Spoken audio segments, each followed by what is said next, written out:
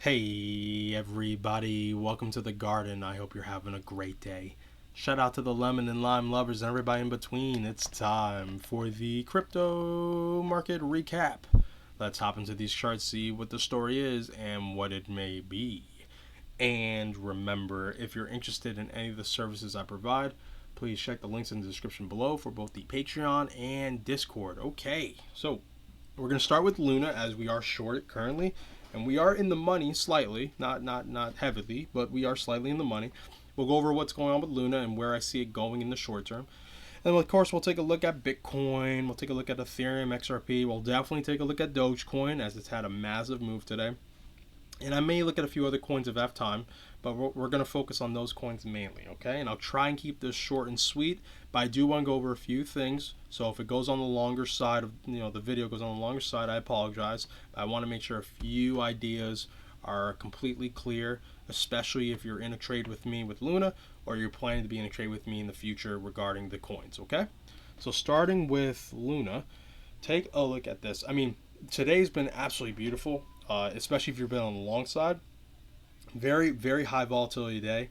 I'll explain why I think that's happening to a degree once we get the Doge coin. I'm sure many of you know the news already, but take a look at this. So Luna over the past week or so had been building out this bull flag formation. Okay, um, you know disregard how I drew it, but the idea is we do see a bullish consolidation. We don't know yet if it's confirming out. Okay, we don't know yet if it's fully going to break out and play out this pattern. We do have to give it time, but overall in the short term, we do see a beautiful bullish consolidation, and if it does play out, it's likely to get towards the top of this level here. So towards the top of the blue zone, which is about 106, 107, and then eventually, in my opinion, I would aim for this ascending trend line here to be the next place to probably add on to the short, okay? Because we are short and we are slightly in the money, so we're a little above where it is now. But if I were going to add on, it would be this level here. I don't want to add on in this zone, at least not right now. One, because when you have a bullish consolidation a below a resistance zone, you want to pull your target to either enter short or exit from your buy. So let's say you bought down here, you got this beautiful play, and now it's painting this bullish consolidation. Well, don't target here. Okay, of course you can target here, but to get the best bang for your buck, the probabilities are telling you it's likely going to break through it, and you may want to target a little bit higher to the upside here. Okay, same thing with shorts.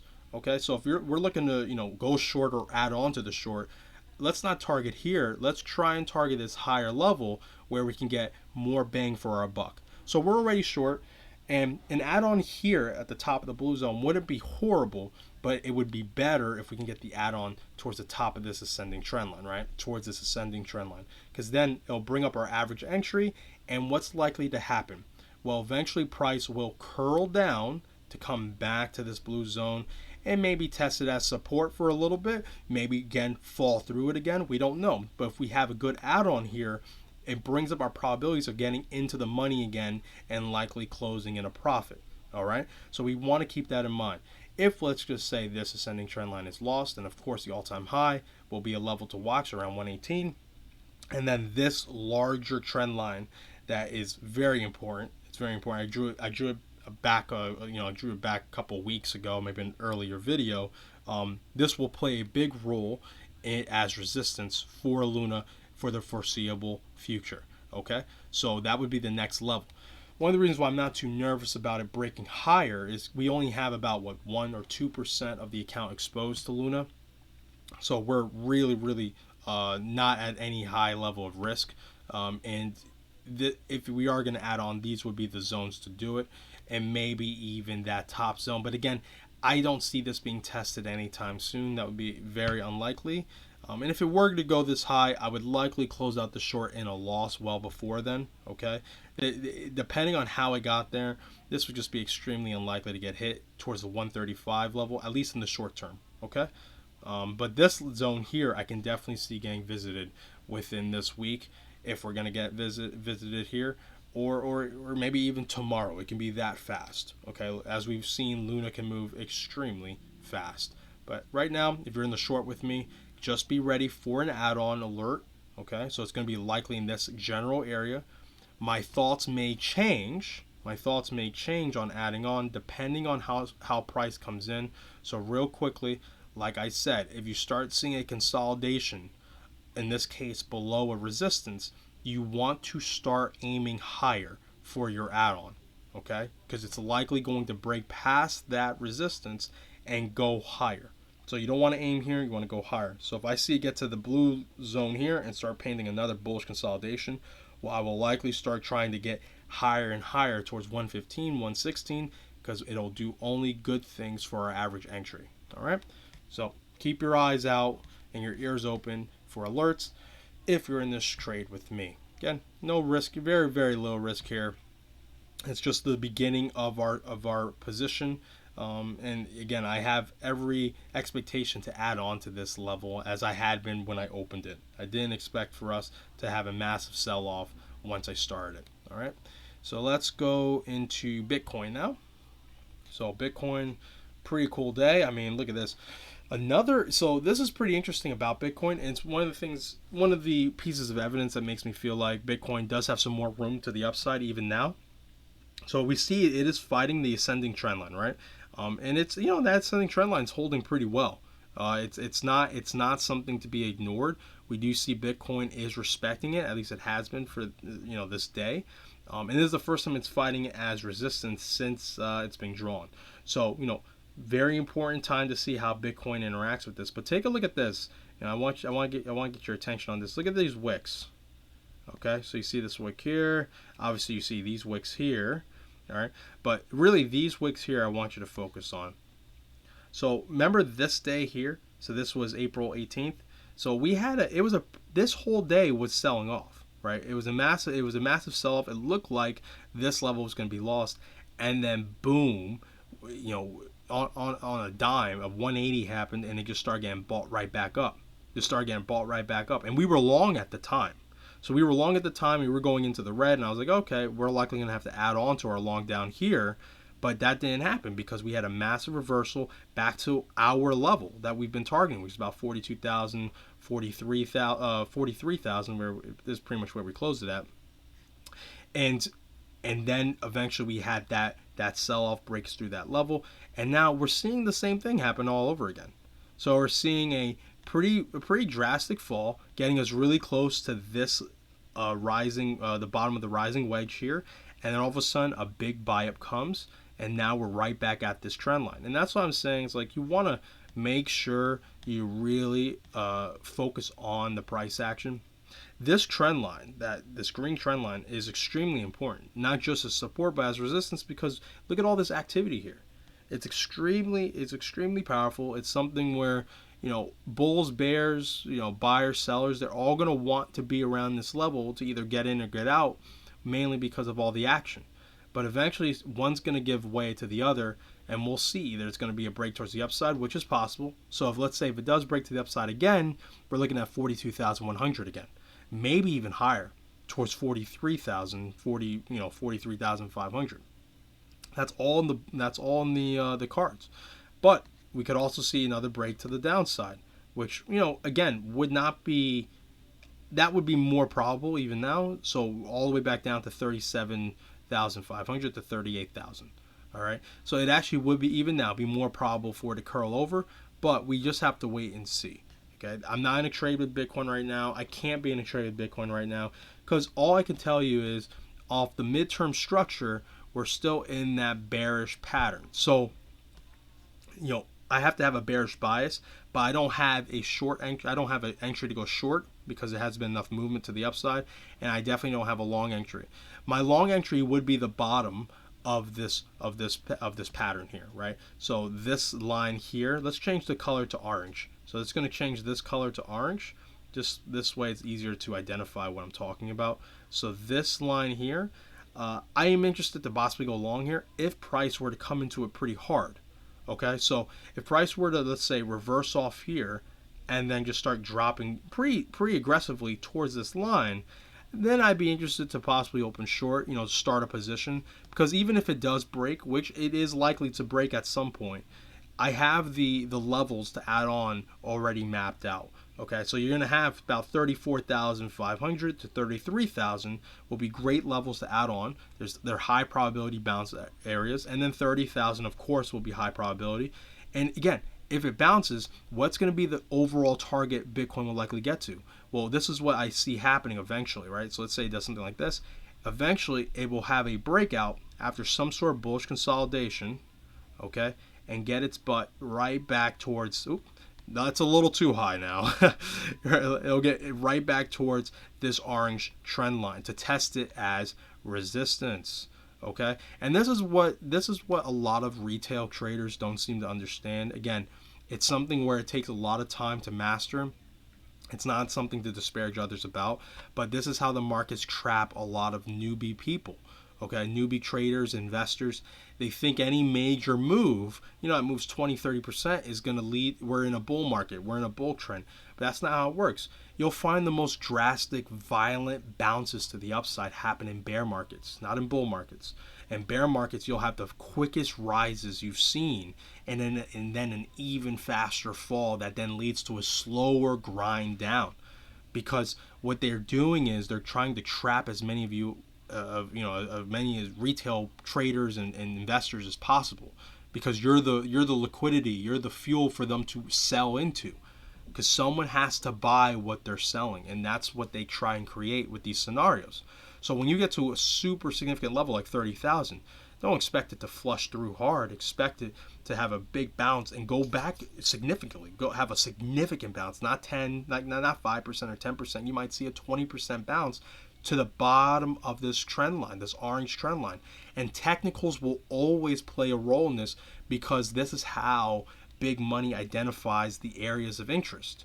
Okay, so if you're wondering, well, how do they know to get it to this level? It's because smart money understands that all this stuff measures the psychology, that this level will be recognized as major resistance, to 40,000 mark, and it just so happens that the orange line hits it.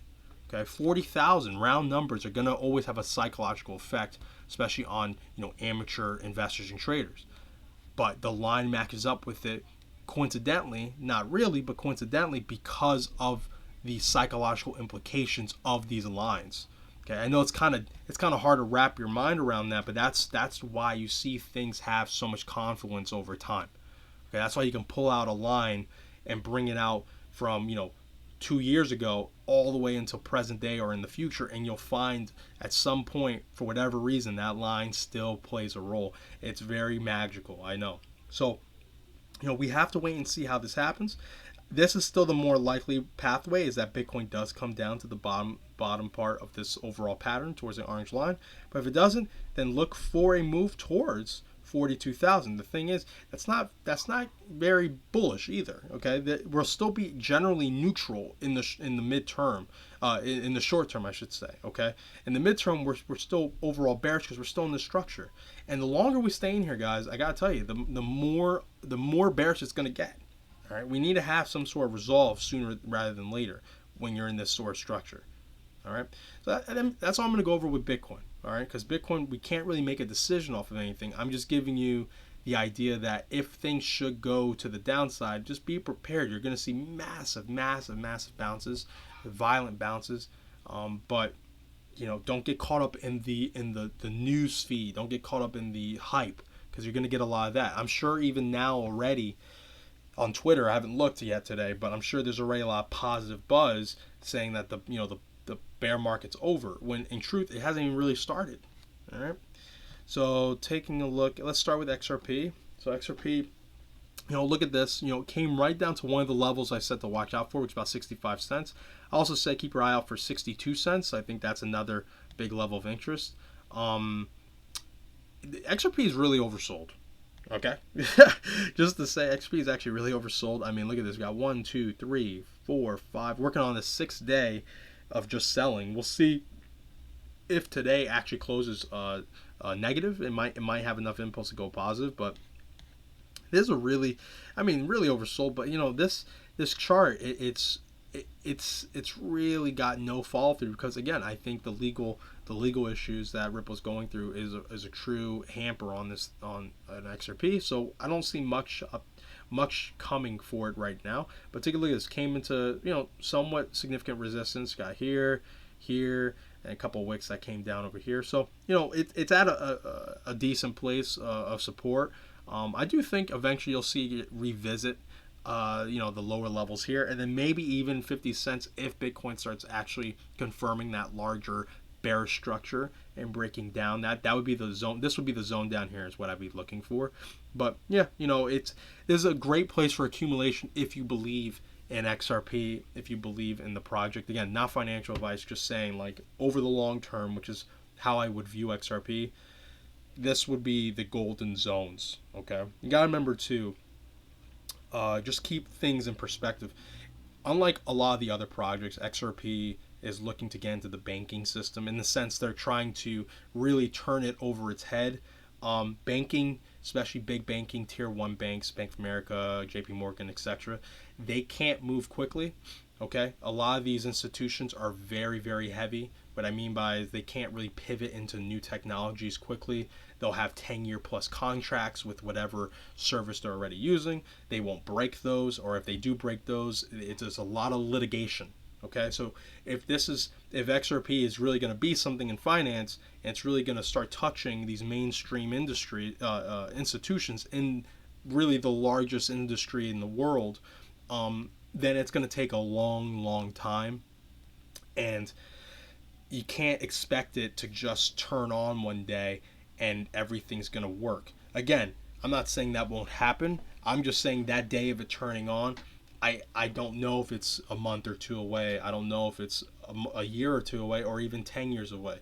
All I know is what they're attempting to do is so large, it taking time is not a surprising factor. Okay, so if you are in XRP, I would urge you to have a much longer term view, because if it trying to integrate with major banks is something that will take a long time, just on a contractual level. I'm not like you'll have 10-year plus contracts with services via per bank. All right, so like JP Morgan may have a contractual obligation with some sort of service that, like Accenture, okay, and they can't use RippleNet for whatever reason because it goes against that contract. They'll have to play that contract out until they can get out of that negotiation and go towards Ripple or whatever. Again, that's a general example. I'm just saying, there's a lot of things that goes behind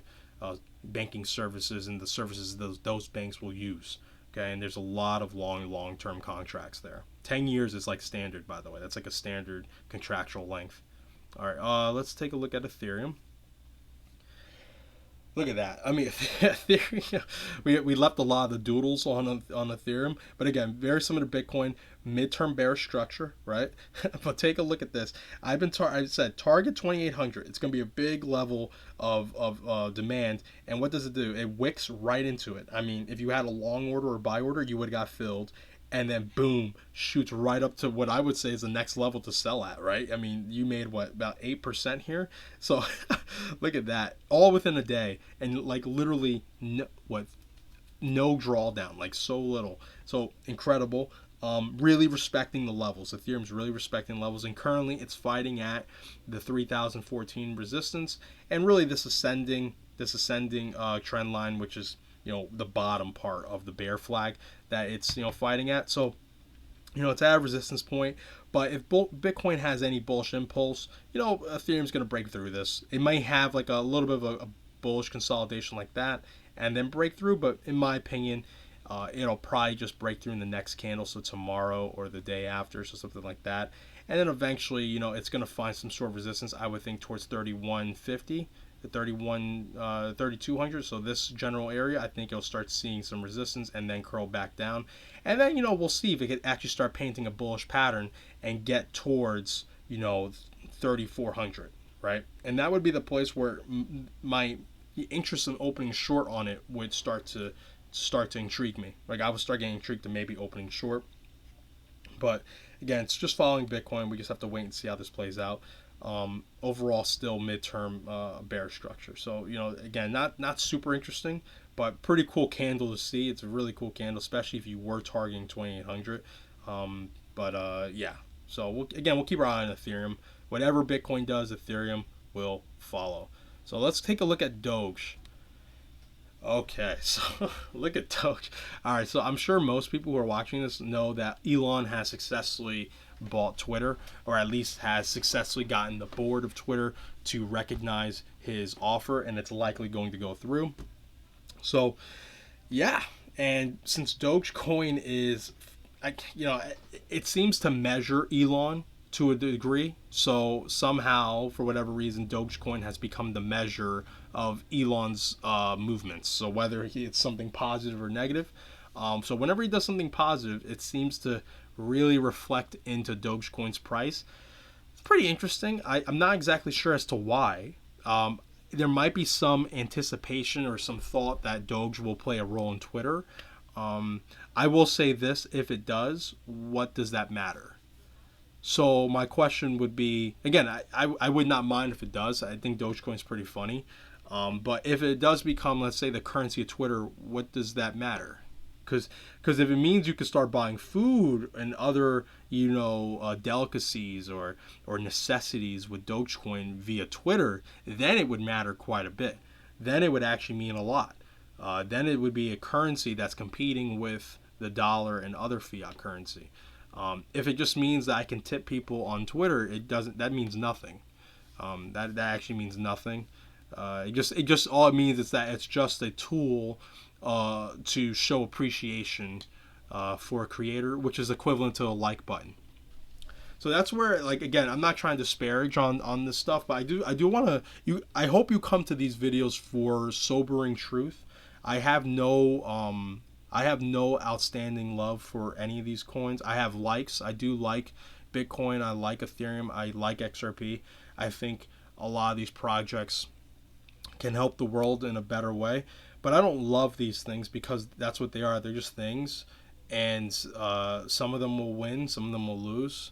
Some will be used for good. Some will be used for bad.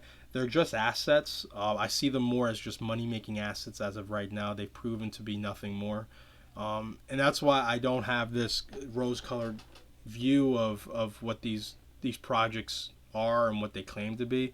Again, Dogecoin, I think Elon sees Dogecoin to be exactly what it is. A fun community project that's a joke. And it should be treated as one. Because he doesn't treat it seriously.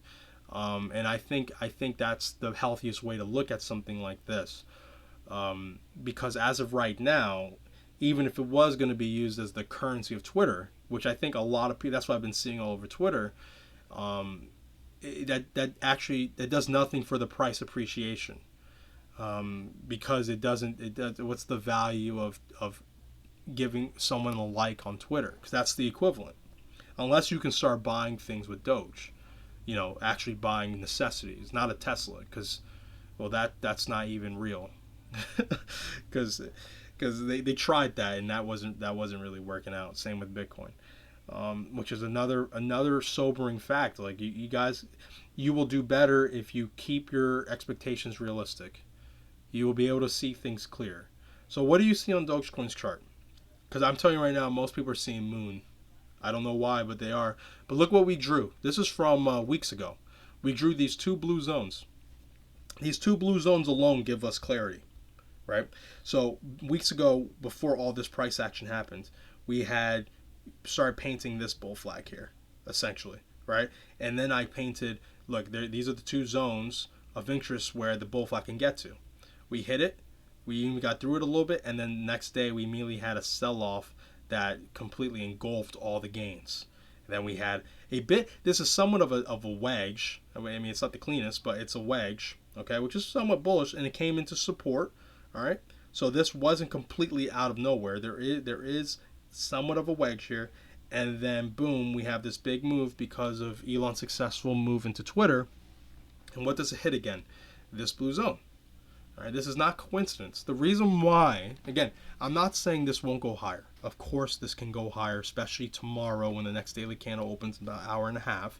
We could see this. We can absolutely see that. I'm not saying it won't happen, but I'm going to tell you why this is selling off here. Okay? That's because smart money, so people who understand charts, who understand a good deal and a bad deal, okay, who understand auction theory, this is a good place to sell because there's a lot of dumb money. I don't like using that term, but it is the truth. There are a lot of uninformed people who will buy here. Okay, so when you want to sell something, when you want to give something to someone for more than you originally got it, they have to pay you more than what you paid for, right? So if you pay down here and they're up here and you can sell to them here, why wouldn't you? Smart money does that.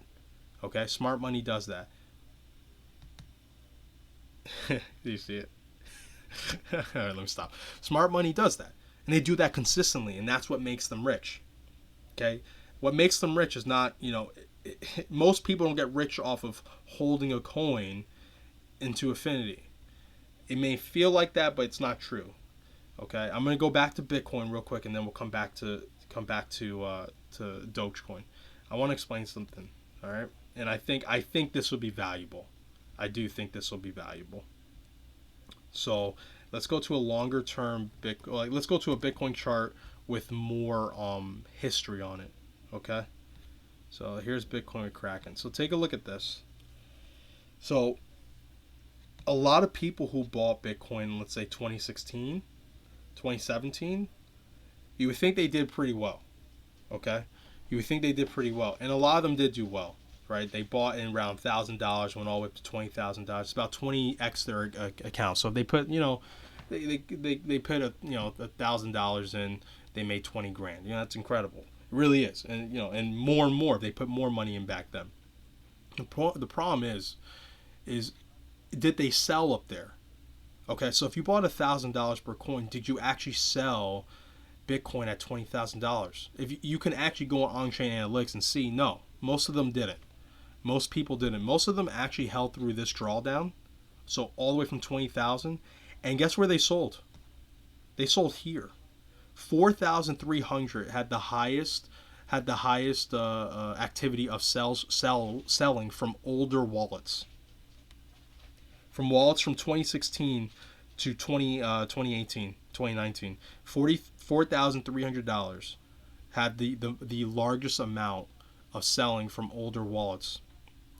And yeah, you're going to say, well, they bought 1,000 and they sold at 4,300. Yeah, they made money. They made some money.